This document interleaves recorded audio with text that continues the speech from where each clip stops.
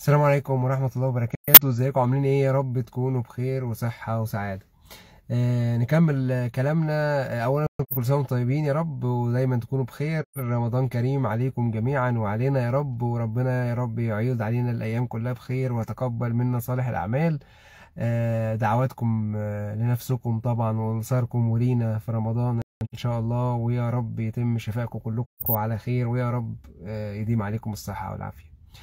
نكمل النهارده. تقريبا دي هتبقى اخر حلقه من حلقات الموضوع الاثار الجانبيه للعلاجات الاورام، وخاصه العلاج. الحلقات اللي فاتت حوالي 10 حلقات تقريبا عن تقريبا كل الاثار الجانبيه الشائعه للعلاج العلاج الاورام عموما وعلاج الكيماوي خصوصا. وطبعا كان في حلقات قبل كده بنتكلم فيها على برضو شويه اضرار كده من العلاجات السابقه. نتكلم النهارده عن موضوعين مهمين، وهو موضوع الحساسيه، موضوع التسرب الوريدي. الحساسية، طبعا أي دواء بناخده حتى دواء الحساسية نفسه ممكن يعمل حساسية. الحساسية دي بتبقى طبعا درجاتها متفاوتة، من أول حاجة بسيطة خالص ممكن مثلا احمرار أو هرش في المكان اللي خدنا فيه العلاج، لتتطور شوية بعد كده بهرش عام أو احمرار، أو الوش بقى يزنهر كده يبقى أحمر، وممكن يبقى هرش عام في الجسم كله.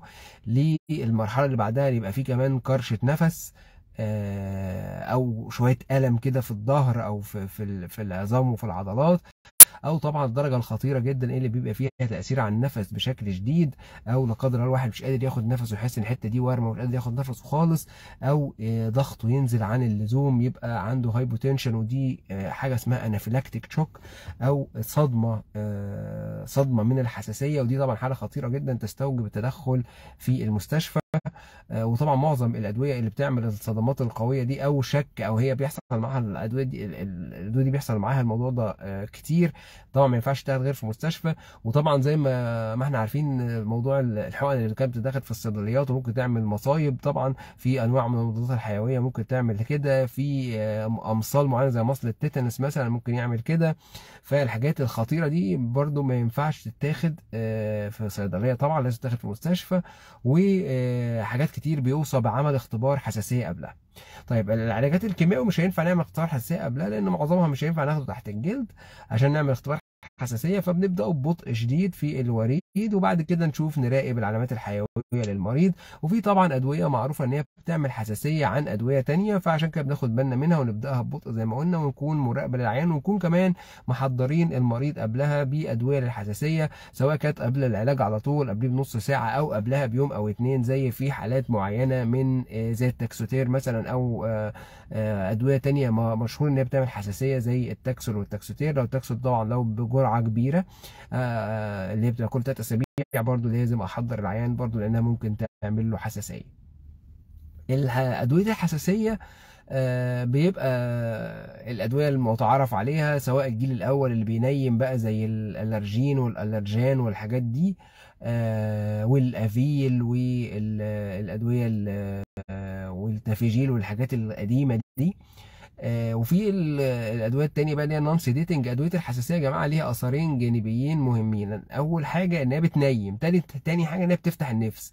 عشان كده ادويه الحساسيه اللي هي القديمه دي من الادويه اللي دايما كانت تستخدم في الحاجتين دول. لو انا عايز انيم حد او اهدي عيان مثلا، بديله افيل او حقن من الحقن الحساسيه، مش بغرض الحساسيه بقى، لا ده بغرض ان هي تخليه ينام.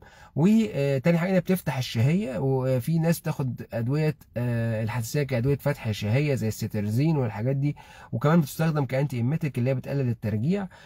ولكن دول من الحاجات المهمه جدا فيها ان هي بتزود الشهيه شويه، وكمان بتنيم. في بقى الادويه الجديده ان هي النون سيديتنج زي التلفاست والكلاريتين والارياس والحاجات دي ما اسمها نون سيديتنج، ما بتنيمش. ودي اضعف شويه من التانية، ولكن بنلجا لها ساعات لما يكون في حساسيه من العلاج، او ناس تشتكي ان بعد في خلال اول 5 ايام من الجرعه ولا حاجه ممكن يحصل لها هرش او احمرار او اي حاجه. ممكن ادي تلفاست مثلا 120 مره، او اقوى منه تلفاست 180 مره في اليوم، وهكذا. طيب لو طلع الموضوع اقوى شويه والهرش قوي شويه، وكمان الهرش بيزيد بالليل، ده دليل لان الكورتيزون بيقل بالليل، فمعظم الاثار الجانبيه لقله الكورتيزون زي الهرش، زي الكحه. الحاجات دي بتبان بالليل. لو واحد بقى بيهرش بالليل او الحساسيه بتبان عليه بالليل، فبديله حاجه فيها كورتيزون بالليل، زي مثلا ممكن اديله فينادون شراب، ممكن اديله هوستا كورتين 5 كده، يعني اظبط له الدنيا بحيث ان انا اظبط جرعه الكورتيزون قليله، ما اديش برده جرعه كبيره، عشان الكورتيزون برده مؤذي للمعده ومؤذي عموما، بيعلي الضغط، يعلي السكر، يعني يحبس ميه في الجسم على المدى الطويل وهكذا. عشان كده بنحبش ندي كورتيزونات بنسب كبيره.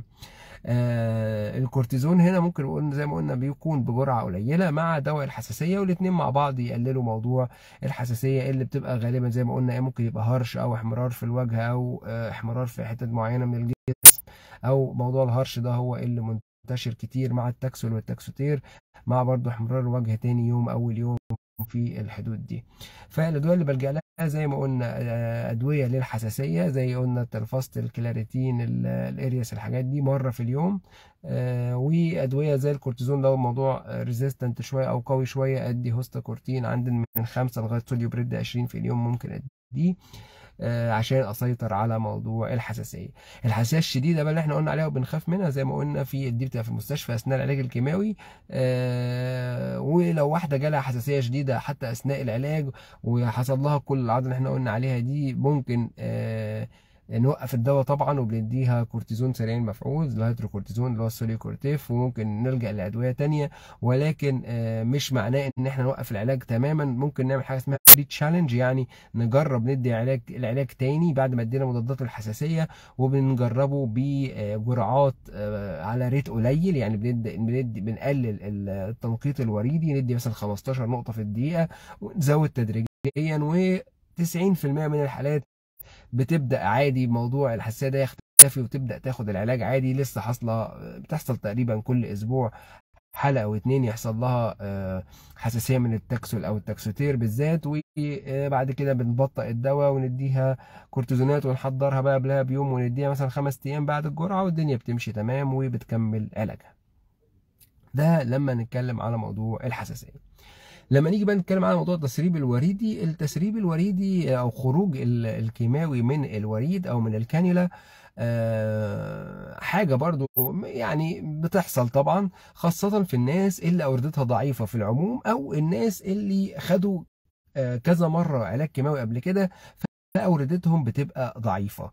مرضى أورام الثدي عشان بنستخدم دراع واحد اللي هو الدراع اللي مش ناحيه العمليه، فبيبقى الضغط كله عليه.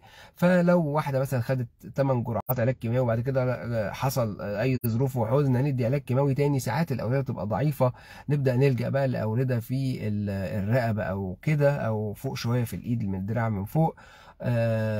وفي ناس بتلجأ للرجل. يعني ما بحبش بصراحة الكيماوي اللي في الرجل ده، عشان لو في لا قدر الله أي مشكلة تانية زي سكر ولا حاجة والدواء خرج من الوريد هيعمل مشكلة.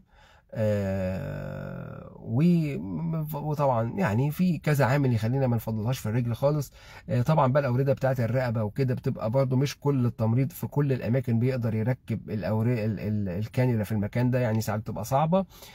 هنا بقى بيجي دور البورتاكاس اللي هي القسطره الوريديه اللي بتبقى بتتحط، ممكن تتحط لمده 6 شهور لسنه، 3 سنين، 5 سنين، في انواع مختلفه.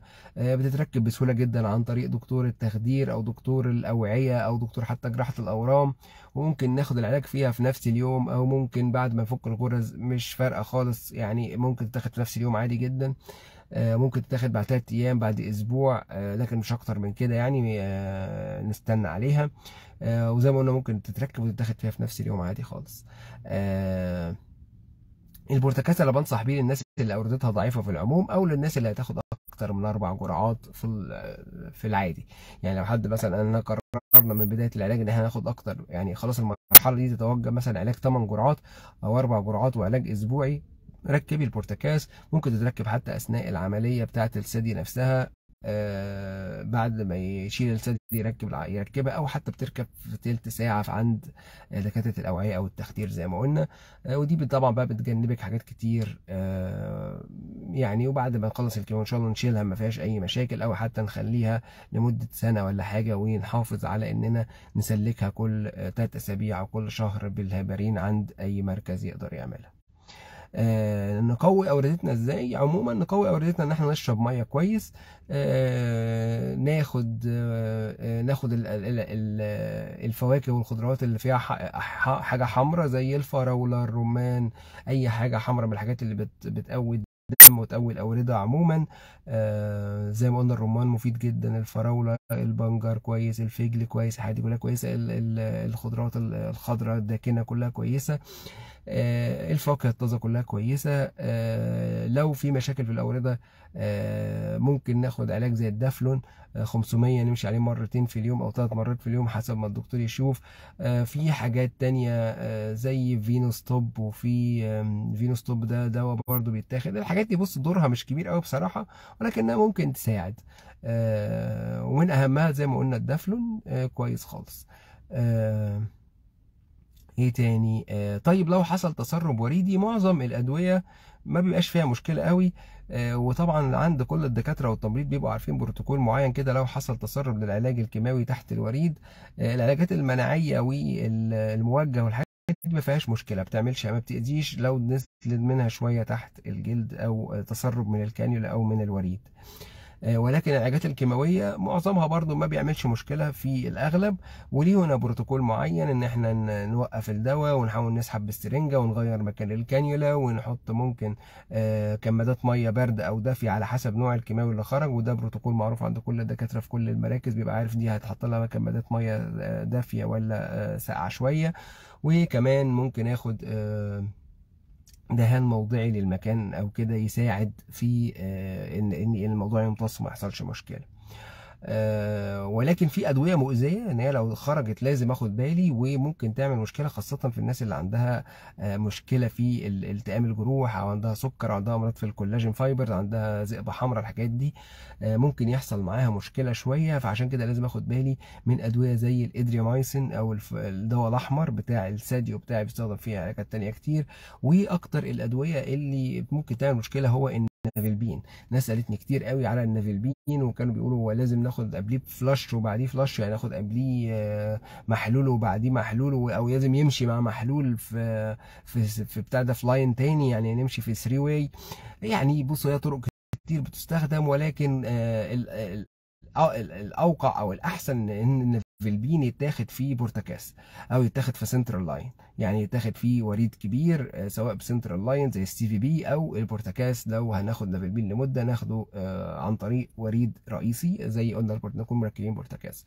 لو هناخده في وريد طرفي عادي ما ناخدش طبعا اورده طرفيه اللي بتبقى في الصوابع او حاجه كده، دي بتبقى صغيره. ناخد في وريد كبير شويه يكون يستحمل كده. وبرده زي ما قلنا ممكن نمشي قبليه فلاش وبعديه فلاش، ونمشيه على مده بسيطه نص ساعه ولا حاجه، ونمشي كمان ممكن معاه محلول ملح، مفيش اي مشكله. ولو كل ده يعني حاجه مش ممكنه الحدوث، في نافلبين اقراص نستعوض عنه بدل النافلبين الوريد اللي هو بيتاخد في الوريد. زي ما قلنا يعني اكتر دوايين ناخد بالنا منهم هو النافلبين والدواء الاحمر اللي هو الادريامايسين او الفارماروبيسين، الدوكسروبيسين او الفارماروبيسين اللي هم بتوع السادي اللي هم الاحمر. دول اللي ممكن لو خرجوا بره الوريد يعملوا مشكله. ولكن برضو لو او عشان كده برضو لازم ننوه ان كل السيدات اللي بياخدوا الكيماوي اول ما تلاقي فيه انتفاخ حصل مكان الوريد ولا مكان الكانيولا تقول على طول للممرضه وتوقف العلاج بسرعه، وتقول للممرضه عشان تلحق الموضوع وما يحصلش تسرب لكميه كبيره بره الوريد. لو حصل بقى مشكله كبيره يعني لا قدر الله من النافلبين او الادري او كده خرج نزل تحت الجلد وعمل مشكله زي جرح او قرحه او حاجه، بتتعالج برضو ان شاء الله، بنروح عند دكتور التجميل او اي حاجه، وان شاء الله الدنيا بتمشي. وموضوع نسبه حدوث الموضوع ده بتبقى قليله ان شاء الله، مش كبيره. وكمان اصلا معظم الادويه اللي بتعمل مشاكل زي دي بتتاخد بسرعه، يعني الادري او الدواء الاحمر ده بيتاخد بوش على طول في الوريد، ممكن يقعد ربع ساعه 10 دقائق. النافلبين برضه بيقعدش اكتر من نص ساعه. كده بيتهيألي برضو خلاص احنا اتكلمنا كده عن الموضوع التسرب الوريدي، واتكلمنا على موضوع الحساسية. دي تقريبا اخر حاجات في الآثار الجانبية. لو عايزين نتكلم على حاجة معينة اكتبوها في الكومنتات، وانا ان شاء الله هجمعهم في حلقة ونتكلم عنهم المرة الجاية. انا اسف طبعا عشان موضوع ما بخشش اجاوب كتير على اليوتيوب او الفيسبوك الايام دي، عشان برضو تقريبا ده الموسم السنوي لان عيني تكون تعبانة، فللاسف مش عارف اقرا كويس، فمريح عيني الفترة دي شوية. ولكن ان شاء الله هخش واجاوب على كل الاسئلة بتاعتكم ان شاء الله. وكل سنة وانتم طيبين مرة تانية، ويا رب دايما تكونوا بخير واشوفكم على خير.